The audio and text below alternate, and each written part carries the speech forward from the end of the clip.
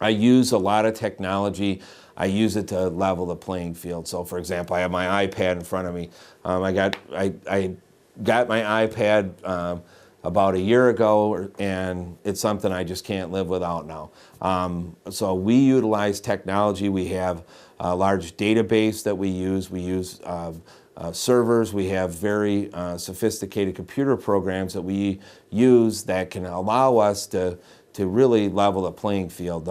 If we were going to go back maybe 10 or 15 years ago, if I'm in a case, my opponents might have 3 or 4 lawyers on the other side, and I would really have to work in order to be able to deal with all these lawyers. Now, I can use technology to my advantage in efficiency, and it really levels the playing field tremendously. And are you paperless? I'm almost paperless. I don't know of any law firms that are completely paperless, but we spend a lot of time, we scan every paper that comes into the office, and I'm able to call them up and court on my iPad now. I don't even have to use my laptop anymore.